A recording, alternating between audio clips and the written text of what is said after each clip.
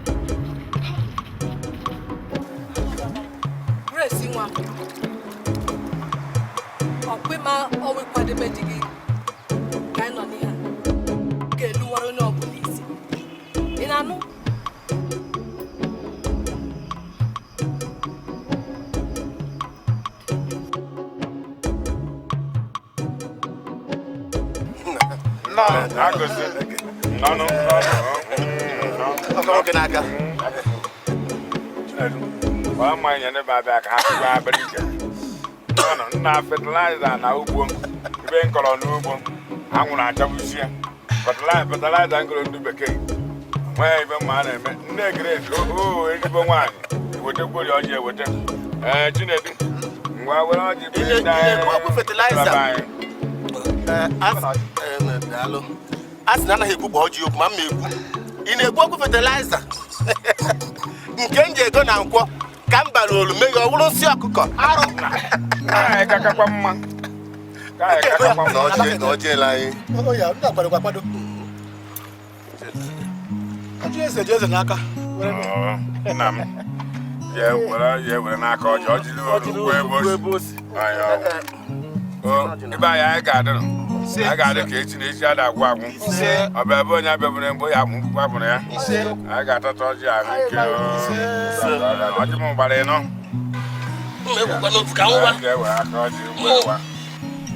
ọfọsọrọ ibe elie ọjị nke aka agụsị nke a nji ehihie nwoke be m ọ dịkwa na mma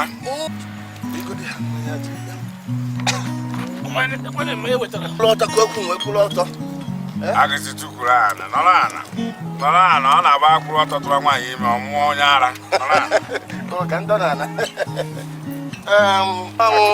nwa ahụ fụrụ bego ngwa maka ya ka m ji maka ya bịa ya bụ Grace anyana ndị n'isusu zụbara gị Grace azụcha ya otu ọkata ukwu wee gị na ya were kwuo ebe dị na ya ị na-azụ Grace ụmụ ibiliachi na-abụ ndebe n'ụlọ ha gazi Grace ihe anyị bịara uwe ije nwaanyị bụ ụzọ mmiri ọ naghị echi echi ihe na-achọ ịgba na Grace ya hapụrụ m nwa ife dị ka otu afọ ife ka ọ ya adị nzụcha Grace ya etu a ka ọ ya adị ọ bụ ụmụnọ n'anya ka nji nne Grace gbata Grace bara m nne Grace gbanye Grace na-agbakwara ha mmanya ka ha na-agụmọka nwa onye ya nne gaanụ chekwara were mmanya onye a bịara okwu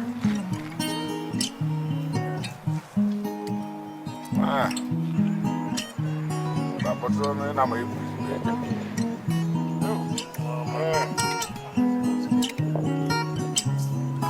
obi gwenu nekụta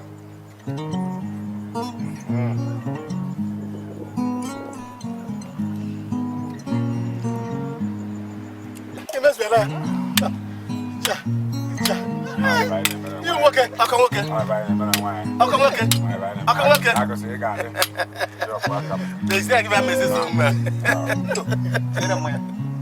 agụsị ọgọ m ihe chọrọ ịgwa gị bụ ka ị marakwa na nwata mkpọrọ gị na ugwu akabeghị aka inwekwuo nwa ndidi jiruo iwe gwuru ibe ndị ekwukwere otu were ọkpụkpụ tụpụrụ m nkịta ihe mụ na ndị mmụọ ga-emete n'ọnụ ana m achọ nkịta na nsị ọmụmụ ya eri ọgụ ụmụ nnụnụ ọkwa anya ka nji Chinedu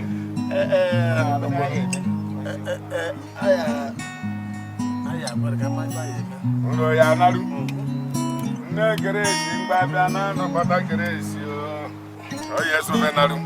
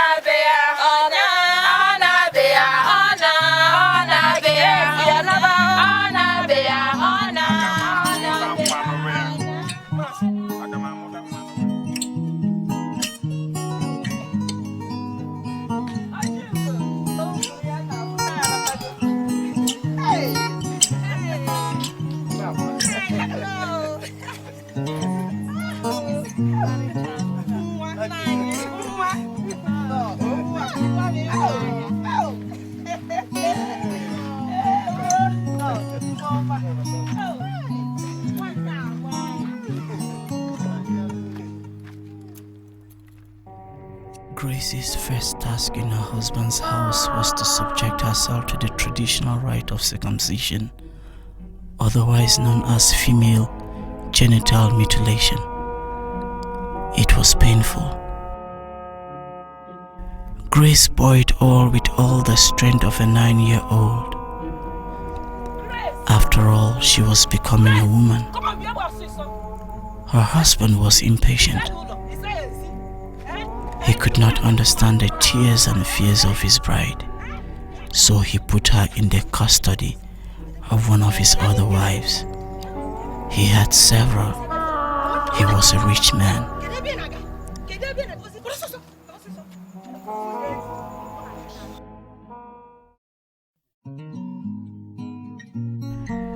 Grace settled into a routine: work, play, sleep, and work again. That was a routine she was used to at home. Soon she began to enjoy her new home.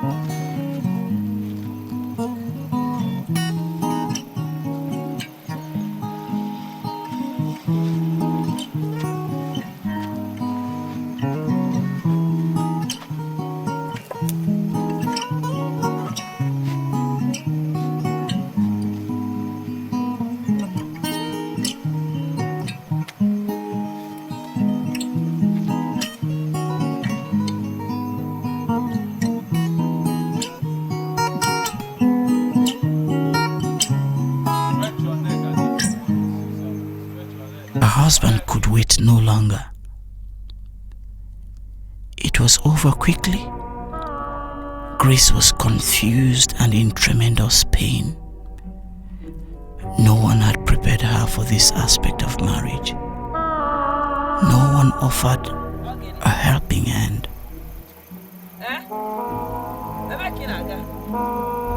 Come on now.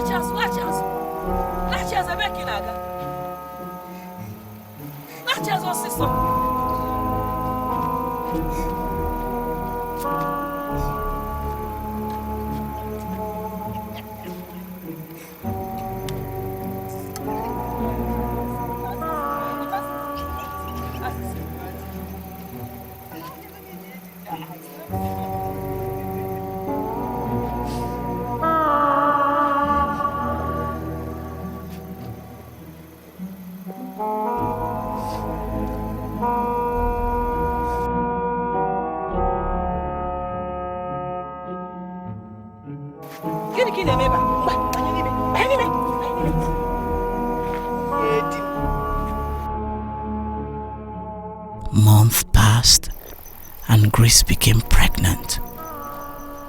She could not cope with the morning sickness. There was no Medicare in the village, and Grace struggled with a child in her womb. She was a child herself. She had a difficult labor. After 36 hours of gruesome labor, the baby was torn out of her immature birth canal. It was a boy, and it was dead.